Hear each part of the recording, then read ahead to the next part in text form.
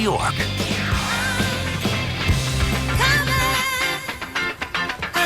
An oldie, an old Diana Ross song, which is fantastic because I'm actually freaking out right now. That's what the song should be. Freak Out by Nile Rodgers, because I have a very special co-host of Good Day New York this morning. Please say hello to the legendary Grammy winner, Nile Rodgers. Grammy winner, Nile Rodgers. If you know Nile, he is a legend in the music business. His career has spanned 4 decades. And by the way, still hot as ever, going strong. Friday night, we were together at his We Are Family Foundation dinner, which was an amazing night. First of all, thank you for being here. Are you exhausted from your big night on Friday night? I still haven't quite recovered because it was exhausting and it was historical. It was the first time, I believe, that Bono has ever played U2 songs without U2, or at least without the Edge. I have to say, I hope you don't mind, but I have some contraband video that I took. I don't mind. First of all, you two sounded so good together. Did you rehearse? No, we didn't actually rehearse. We only did sound check because he was busy. He's the busiest guy in the world. And he sang my favorite songs. He was killing it. So did you beforehand? I always curate. So beforehand, like, what did you do? Because, I mean, you have your own style, but you very much sounded like the Edge. Yeah. You're right. Yeah. I mean, you know, you had the same chords and everything. Did you have to learn the music before? Well, what we do is we transcribe, we painstakingly scoured the internet, and we wanted to see what Bono does now, because a lot of times artists, they change their song, and we know that they get used to it the new way. So we scoured the internet, and then after me and my sort of right-hand man, we looked at enough performances. We said, we think we're going to default to this. Then we wrote out the charts, and then we sent them to Bono and his people to check, and we said, is this the way he's going to do it? Because we're going to do it like the record unless you tell us otherwise. And they said, it's fine, you got it, Nile. By the way, let's talk about We Are Family Foundation. It is a global not-for-profit organization that basically educates young people about respect, dignity, and encourages... They already have respect and dignity. But it encourages them to really become a global ambassador, basically. Yeah, we are two of our main programs are 3 Dash, which is where we bring kids from all over the world for a year-long mentoring program. We hook them up with the top CEOs in the world and really dedicated people. And our second big effort is TEDx Teen. How convenient. Right? Yeah, I know, because we're going to have the man who created TED Talks here, Chris Anderson, today. Yeah, so our TEDx Teen initiative is off the charts. We have now become the 7th most important teenage organization in the world. Wow, what an incredible night to meet these young people, and then some of the people you honored. Just like former President Jimmy Carter. Sandra Lee was there, by the way.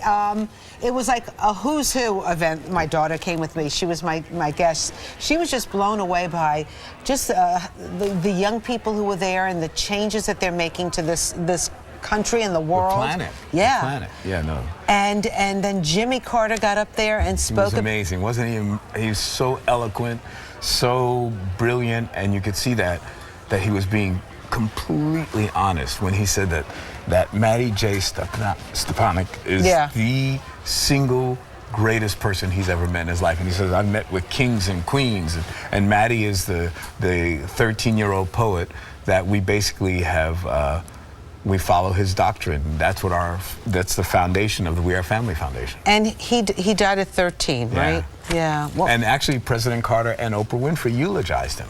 Which is an amazing thing. In fact, you had an introduction that he gave to former President Jimmy Carter. Right. I guess that was broadcast on C-SPAN. And it was unbelievable. And that's how you introduced Jimmy Carter. And President Carter had never seen that before, by the way. We shocked him with that. Oh, I'll tell you, it was an epic night. And Bono was amazing. I have to say, after you two did like several hits together, the last song, he goes into the crowd. Right. And I'm like, where did he go? And he got lost. And you're up there, you're playing without him. And he's like in the crowd, swallowed up. And then what happened? Did he just leave? No, he said, Nile. And I'm playing. And he went, "We are family," and then poof, was gone. That was amazing. It was amazing, and we had no idea that's what he was going to do. So that's what I love when I'm working with talent that's on that level, that they trust you to follow them. He was improvising because at the sound check, which is the first time he was on stage with our band, all of 15 minutes, he said, "Let's do this, let's do that." We had rehearsed some stuff in Swahili, which we didn't do. Yeah. And it turned into that. That is amazing. You had your guitar with you the entire time. You brought your guitar with you this morning. And during your We Are Family Foundation, you talked about the genesis of that song, We Are Family. Right. By the way, it was so much fun to see Kathy Sledge there. Amazing. She was great. Do you want to show us what you did with the guitar? And Well, you know, do you mind? The We Are Family thing? Do I mind? So basically, what I talked about was music is always ever evolving. And when I first wrote We Are Family, I didn't know that I was writing We Are Family. I was headed up to Woodstock with 3 or 4 of my friends, and we were going to see this band called the Children of God that I was particularly into. And they had a song that has a lick in it that goes... And I thought that was the coolest thing of all time, and I knew that one day I was going to find a song to stick it into. That this was it was 1969 or something. I didn't formally write We Are Family until 1978. Wow. 1978. And after I wrote We Are Family, I got all my sisters with me. We are family. Get up, everybody, and sing. And I thought that was perfect, right? Until I went, we are family. Get up, everybody, and sing. And I stuck that thing in like 10 years later, and it made sense. That made sense. I also love the story that you tell about Freak Out, which was... You don't want me to tell that story on television. Well, the thing was, it was another word that he used, as you can imagine. He was trying to get into Studio 54, right? Right. And you were supposed to be on the guest list, right? Grace Jones had invited us down to Studio 54. She liked our music. We had only had 1 album out at the time, and she thought that we'd be the perfect producers to do what would then be her subsequent new album. So we knocked on the back door, and we said exactly what she said. I guess the problem was we said it in her voice, or what we thought was her voice, because we didn't know her, but we'd only spoken to her on the phone. So we knocked on the back door and said, "We are personal friends of Miss Grace Jones." the guy slammed the door in our faces and said, "Oh, F off." And we said, no. We are personal friends. Because she sound, you know, Grace, you met Grace, you know her accent is like a cross between like Marlena Dietrich, Bela Lugosi meets Bob Marley. It's like you don't know what it is. So we tried it again. No. We are personal friends of Miss Grace Jones. He slammed the door and man, I said F off. So we went home and we wrote, F off. F Studio 54. F off. F off. F Studio 54. And my partner looked at me and said, "Wow, my man, you know that's happening." And I was like, this was at least 2 years before hip hop, so we were like going, I can't get this on the radio. How are we going to do that? So we changed it from that to Freak out. The freak. Say chic. Freak out. And then we made it a celebratory song instead of a protest song. So it became, have you heard about the new dance craze? Listen to us, I'm sure you'll be amazed. And it was all about big fun. And I mean, you've had so many hits with Chic, and then, of course, you've collaborated with so many people. And some of those people, sadly, we've lost this year. Let's talk about Prince. Thank you so much for sharing your memories with us after Prince passed. I mean, a lot of us are still kind of so upset about the circumstances.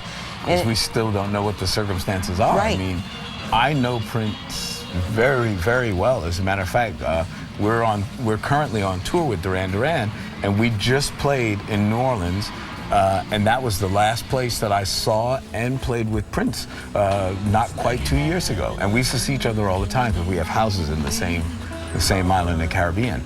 And I didn't realize that it had almost been 2 years. until I got up on that stage and I walked out and I tried to not cry and I pulled it together and said, oh my God, this is the last place I saw Prince. And he came out and we played Let's Dance together and it was incredible. It was unbelievable. An incredible talent, great guitarist. Some people, I guess some of the reports that we're hearing about is that he had hip issues and things like that, and that maybe he was self-medicating because of, you know, wearing high heels and performances all those years and kind of threw his hip out. Did he ever complain to you about that kind of stuff? No, we never. Yeah. We never. Yo, no, my hip hurts. No, no. He talked about like, what color you think this should be, Nile? What song should we play tomorrow? Our relationship goes back years and years and years. I've known Prince since the 80s, almost since they started out. I saw their very first show in New York City, and we became friends ever since. Like I said, he built his house on the island of Turks and Caicos because he knew I was building a place there. We talked rather frequently. We were going to do shows together. We loved each other, and I've never seen him high or do drugs or drink or anything of the sort. So I'm really curious when to find out exactly what happened. By the way, I read your book years ago when it came out, and it's an unbelievable book. You'll learn so much about Nile. I mean, he's a New Yorker through and through. Totally. And you know, ups and downs, and like in the music business, a lot of people do drugs. You're sober now, right? 22 years. 22 years. Can you believe it? That's amazing. Do you credit your sobriety for your success? I had bigger hit records when I was high. But come on, you have done so many great things since you've been sober. Yeah, I mean, the collaboration. You are hotter than hot. Yeah, no, I mean, I've had a huge amount of success since I've been sober. I've had everything from, you know, the B-52's biggest record, you know, Cosmic Love Shack and all that stuff. Love Shack. I've had, of course, Daft Punk. Yeah. Lucky. I've had. I even have 3 records right now on the charts that I believe are going to do extremely Which ones? well. Which ones? It's a brand new record by Sigala and John Newman and myself. Can you play a little bit of it? It's not as cool with me just playing it. You got to see the video. It's dope. It's really, it's amazing. I just finished working with Lady Gaga, and if you look at my cell phone this morning, I just got a phone call from Justin Timberlake. So I know I already know what he wants to do. What are you going to do? Name dropping 101. What are you going to do with Justin Timberlake? I already know, but I probably can't say yet. Okay, so you didn't record it yet? No. He just called me this morning, but I knew what he was calling. By the way, he was up early. Well, yeah. Actually, I was answering it from last night. Oh, okay. Gotcha. All right, that's cool. So are you on the road a lot these days? Yeah, we've been touring with Duran Duran. We're on a little mini break now, but just a very short one because I have my own festival coming up. I have the Fold Festival on Long Island. It's gotten bigger and better, and it's going to be insane this year. What are the dates for the Fold Festival? This year will be July 12th, 13th, and 14th. Friday, July 12th, Saturday, July 13th. Oh, no, not July, August. What am I talking about? August 12th, 13th. Friday, August 12th. Yeah, 13th and 14th. And it's at the Martha Clara Vineyards in Riverhead, which is gorgeous. I think early bird tickets are on sale right now, $99. Who was some of the headliners? Just because it came out of my mouth, the tickets went on sale. This is huge. We're announcing it for the first time, on sale right now. DNC is going to be performing. DNC, so last year I did the collections, the men's collections for Louis Vuitton. Then I became friends with Joe Jonas there. So he wanted me to work on his new record, and we built up a really terrific friendship. So we did on the iHeart Music Radio Awards, we did Cake by the Ocean. I think we have video of that. You got that? You got to be kidding. Come on, do we have that? That would be cool. Miriam? You got that? It's coming. Cue that up. That'd be awesome. Yeah. So I have them. I have Earth, Wind & Fire. I have Bette Midler, which is awesome. I have everybody from Casey and the Sunshine Band. I have, I did say Earth, Wind & Fire already. Yeah, Earth, Wind & Fire. We have, oh my God. The Village People are here. Yeah, right. So Dougie Fresh. Yeah, we're doing a whole dance night. Oh, there's This Joe. is you with DNCE. Yeah. We took the #1 spot that night. Oh my goodness.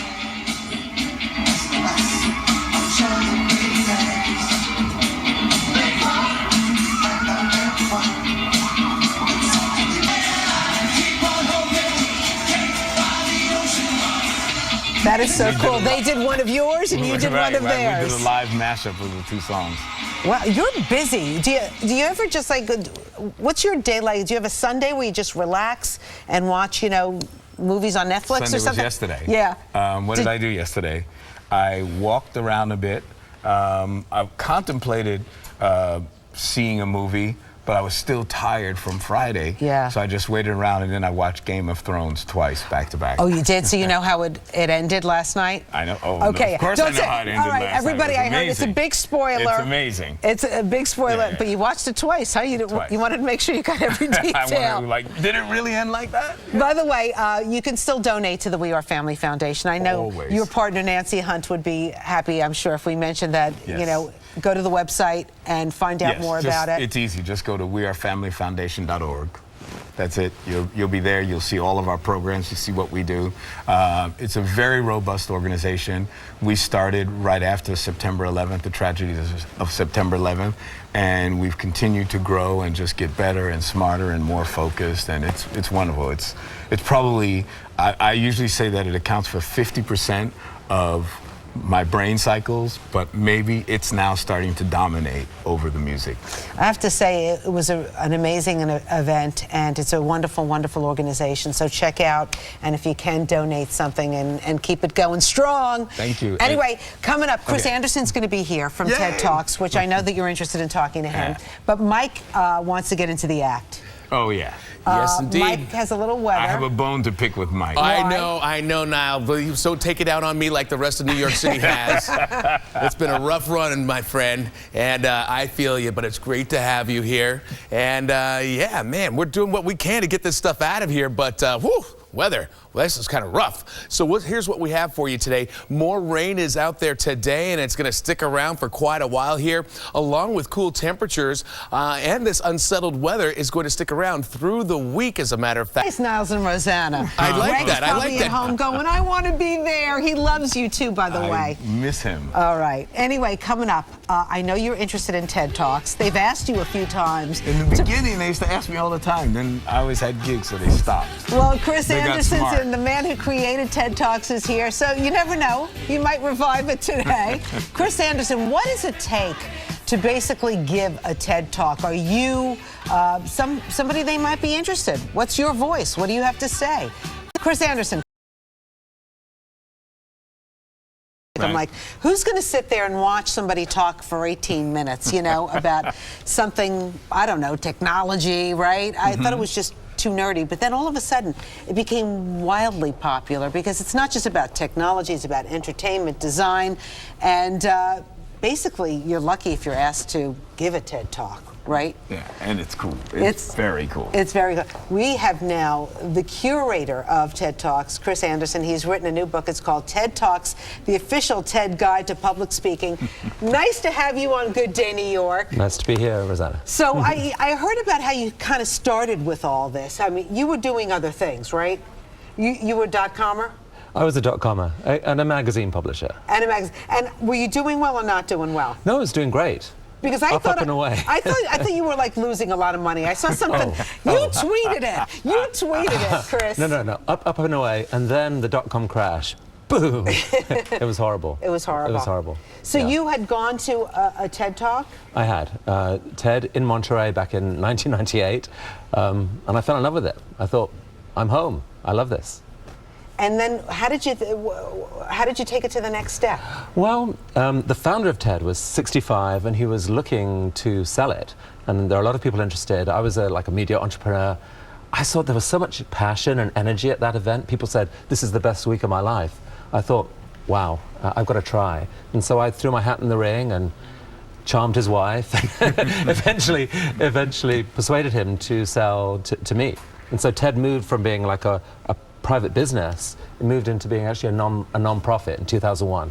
That's amazing. Now, you considered doing a TED Talk at one point, Yeah, right? early on, when they started, I remember they had asked myself and they asked Peter Gabriel. And at the time, I was working and I wanted to carve out time to do it, but I couldn't do it. So they kept asking me about 2 or 3 years in a row. Then they stopped. All of a sudden, I was like, All right, Chris. persona It's non not too late grata. now. We could. Persona non grata. Chris took over. They get Nile out of here.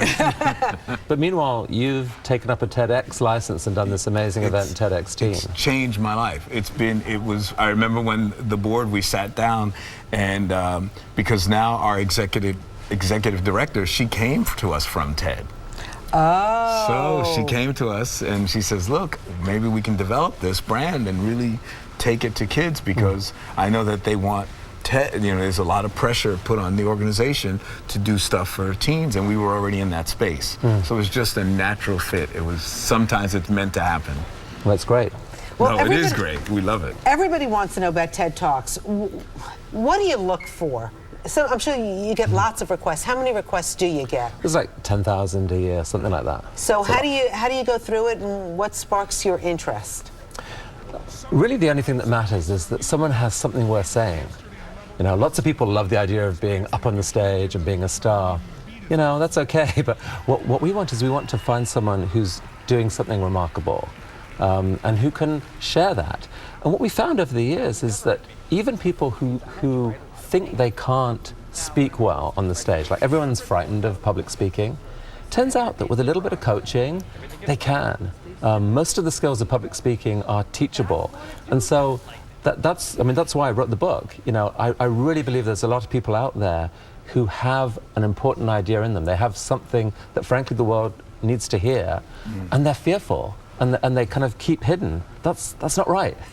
They should give a talk. Speaking of fearful, Monica Lewinsky is one of the people I think that you say are some of your favorite moments on TED Talks. What exactly did she tackle when she got up there? Well, she tackled cyberbullying. And of course, she came to TED under a complete mountain of fear. She was terrified. She almost poured out. It was really hard for her for obvious reasons. But she came on stage, she told a story, everyone laughed, people relaxed, and she hit it out of the park. It was a beautiful, amazing talk that's been seen millions of times now, and probably has helped a lot of kids who are facing cyberbullying, and helped a lot of people who are tempted to play that game not to.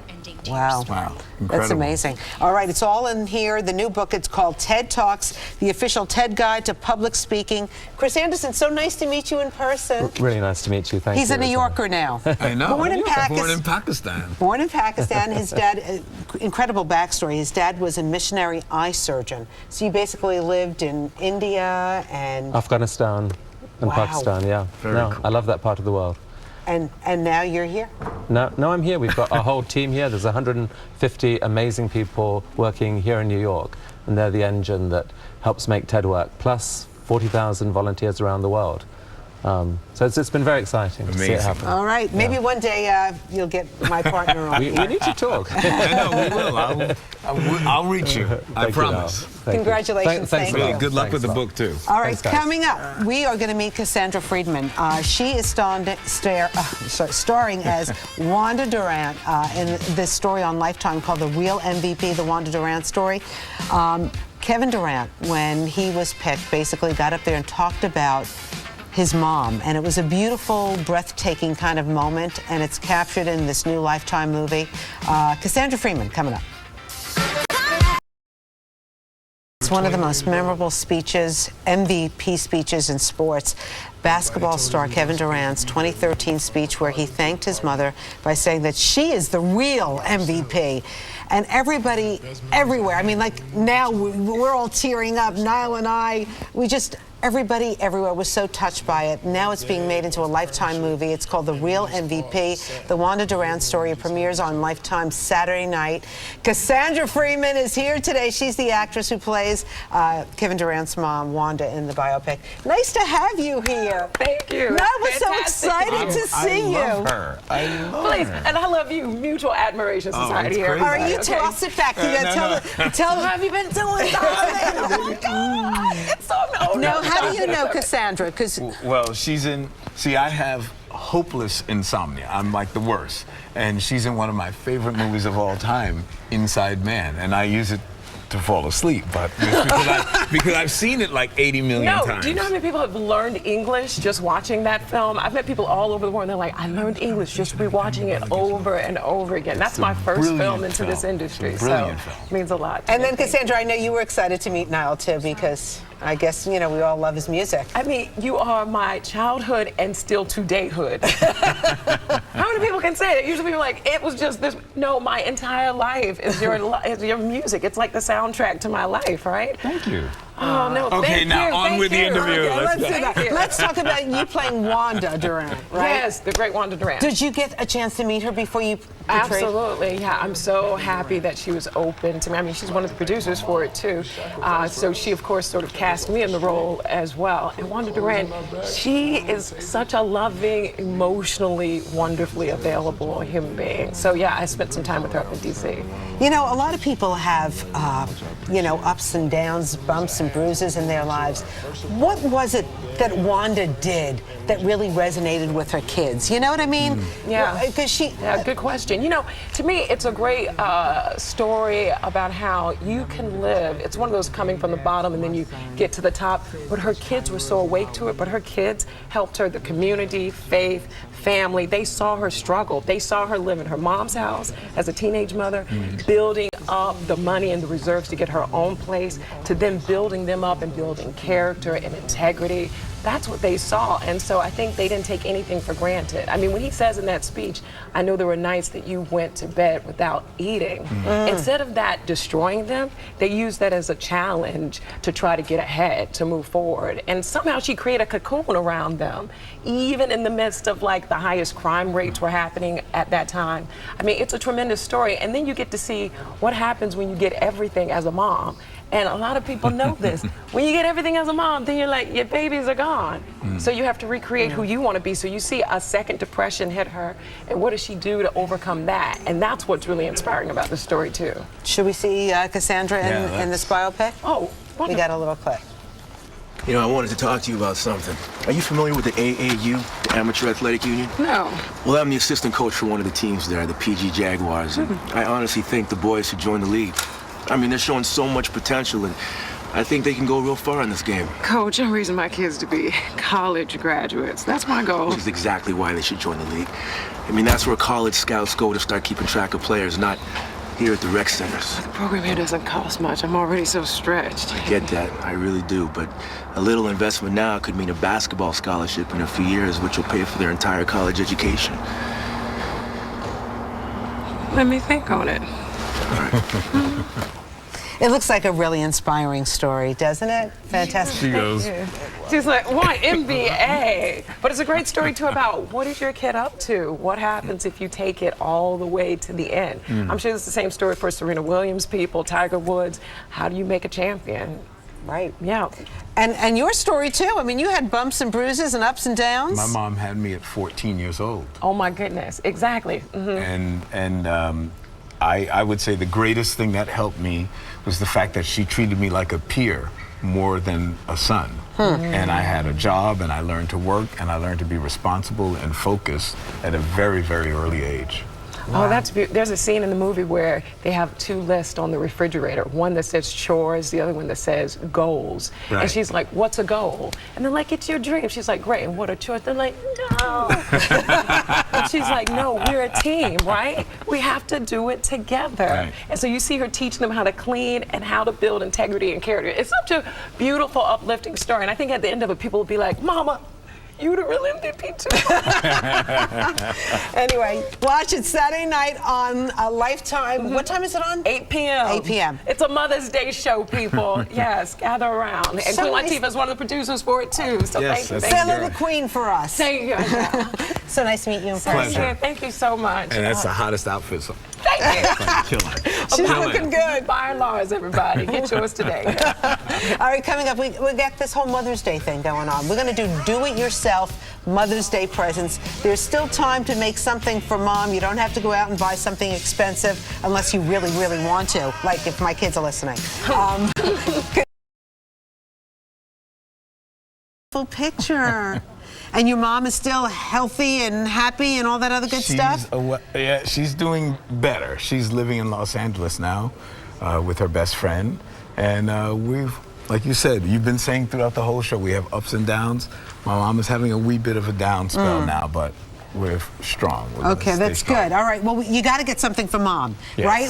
Maybe you can. Maybe you want to make something now for your mom. This is Lori Diner. Nice to have you back here. She does all this do-it-yourself stuff. Yes, absolutely. Well, I was going to say, I hope your mother's not watching, because I got some good stuff right here that you can surprise her with. Okay, cool. And let me show you some stuff. Okay, good. Okay, so I don't know about you all. I still use paper day planners, calendars that are paper, because you know when you write stuff down, you remember it better. So you can go online and look for personalized day planners. Tons of retailers make them. That's a nice These are from idea. Minted.com. So you see I've got a picture of you and your mom, Rosanna, on here. Oh my goodness, thank you. And so your Mother's Day gift is covered, right? But you can put any picture on here. You can put her name on here. They actually have a cute one that's a year in the life. So, you know, all the grandkids, pictures of grandkids. She would love that. And this is kind of fun, too. You know, personalized postage stamps are used for weddings often these days. People use their engagement photos. You could do it for your mom. But you can do it for your mom. So, yeah, any picture, again, like the grandkids, picture of the family. Super cute idea from Minted.com. That is, I bet your mother would like pictures of you and her together on a stamp.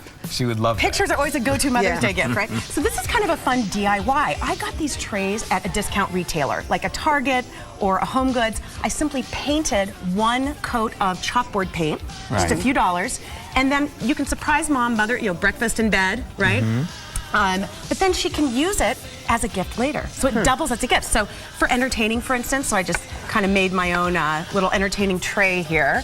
But, you know, surprise mom for Mother's Day for breakfast. Doubles as a gift later. She can use it later. Nile, are you crafty like this? Can you just... Not really. Yeah, I know, me either. I promise you, if I can do it, you can do it. No, it looks like a second grader if I did it. It's like somehow crackers. I can't even wrap a gift. Just so you know, my gift looks like, I don't know, it went through a few rounds with I Rocky. always pay for gift wrapping. You're not the only one. Well, for this one, you could probably just put a bow. Okay, what are we doing here? This is the ultimate in personalization. So as a mother, I feel very sentimental when I see my baby's old baby clothes. They're my kids' old baby clothes. So this is a company out of Columbus, Ohio. It's called CHICtribute.com. And you basically put all your baby clothes into a box, send it to them, and they send back a quilt. Oh, that's quilt cool. or pillow? From the baby's clothes. And you know what's cool really about nice. this company? They hire and train deaf people to work for them. So on all of their products, you see the symbol for I love you, which is like that. Awesome. That's So super cool. really reasonably priced as well. Yeah, I was about to say, how much would something like They this? start at about $200. The pillow's only $35. And by the way, that's a very reasonable price because they are a nonprofit. So really neat, personalized gift. And if you can't get your act together for this before Mother's Day this week, you can just give mom a gift card. And then you can organize this later. Yeah. This is just a really cute DIY idea. You know, flowers for mom, very typical. But what about maybe, you know, I don't know, making something a little more creative and playing to her interests. So if mom's a gardener, we got the gardening can. And right here, Rosanna, if you don't mind lifting this one up, this is if mom is a musician. Oh, like it's yourself. Or a musician's mom. Or a musician's mom. Okay, this one goes to you. So actually, I just got this flower at the grocery store and simply printed out some sheet music and wrapped it around. Just something really sweet. Oh, look at that. We are family. Yeah, we're family. Yeah, exactly. Good times. For the copyright, you owe me like 35 cents for that. Just some fun, I like it. different ideas for delivering flowers to mom. And finally, this is really something fun you could do with the kids. So, you know, mom often has a lot of recipes passed down from grandmother. I know recipes matter a lot in your family. Yeah, we love that. So, you know, for my mom, we decided to get the kids together. I got some fun crafting stickers at the craft store, cooking stuff. And you simply put recipes inside a binder that she can then collect herself. Lori, great ideas, lots of fun, and you don't have to break the bank either. You don't have to break the bank. Thank you so much. Nice Thanks to for see having you. Happy me. Mother's Day. Happy Mother's Day. All right, coming up, we are going to have a great performance. I know you're into music. Michael Longoria. He was in Jersey Boys. He played Joe Pesci's character in Jersey Boys. He's got his new album out. He's performing in our area. You're going to meet Michael Longoria coming up.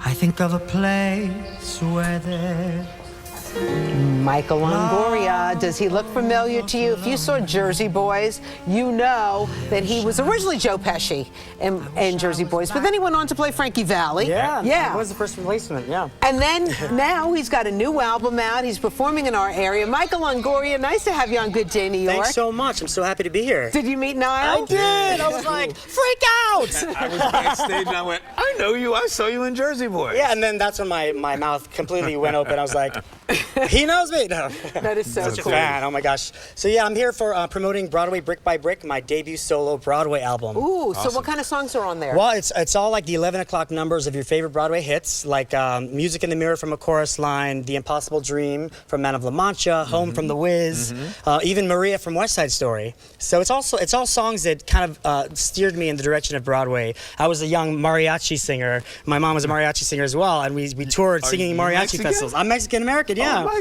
God. So somehow West Side Story found its way to my ears when I was a little boy eating tamales on a Christmas Eve, and there it was. My life changed. I said I could be up there one day. I want to be up there one day. And now look at you. You're performing solo in our area. Absolutely. Joe's Pub. Joe's Pub, my Joe's Pub solo debut. I'm so excited. It's a very hip downtown place. Tonight and tomorrow at 9:30 p.m. What are you going to perform first now? I'm going to perform The Impossible Dream from Broadway Brick by Brick. Yeah, Man of La Mancha from the Broadway show. And this song is actually kind of like the whole point of the album was this little mariachi boy's dream to make it on Broadway. It was the impossible dream for me, and luckily it came true. And now you did it. Nice. Awesome. Michael Longoria, take it away. Thank you so much. Michael Longoria. Thank you. Joe's Pub. Tonight, tomorrow. And don't forget the new album. Broadway Brick by Brick, available on iTunes May 5th. Beautiful. Congratulations. Thank you so much. Mwah. All right, Awesome, man. stay tuned. We're going to just chew the fat, Nile and I, when we come right back. All right, Jerry. Do you hear Nile serenading you this morning? Thank you so much for being our Facebook fan. Nile, meanwhile, you got so much going on. You got a single with Keith Urban coming out. When is that coming out? Soon, I hope. In the next few days. And then this weekend, you're doing some kind of master guitar class. Yeah, at the East End Artworks at the Suffolk Theater on Long Island. Theater on Long Island. Saturday, May 7th, yeah. In fact, good, you got it there. I got it right there. It's the Thank God. East End Artwork Gala. It's a mouthful. Say that 3 times And you have to real buy fast. a ticket so you can basically learn how to play guitar with. No, I'll tell stories and You teach will? you all sorts of Okay. cool stuff. And then also don't forget, you got Fold concert. Yes. Tickets now on sale. Yeah, and it's going to be bigger and better than last year. If you liked it last year, we're going to kill this year. I mean, you got everything from Bette Midler to DNCE. And lots more than we can't even think of right now. Right, The list is yeah. the list is about 30 artists long. Nile, it's been so much fun to have you as my co-host today. I adore you. Will you come back? Of course. Oh, Greg, you just lost your gig. Well, maybe you can play guitar for me at Chic. I love it. All right. Well, thank you so much. Thank you want to you. play a little music before we leave? All the way, Rosanna. You didn't. That's not your song. But I'll take it. Have a good day, New York. We're going live on our Facebook page coming up. Have a good day. Good Day New York isn't over. If you want to That is connect so to great funny. stories and people I that love engage it. Fox 5's Facebook, Twitter, and YouTube pages. And go to fox5ny.com for news and stories you care about. Brought to you by Raymore and Flanagan Furniture. Furnishing your style.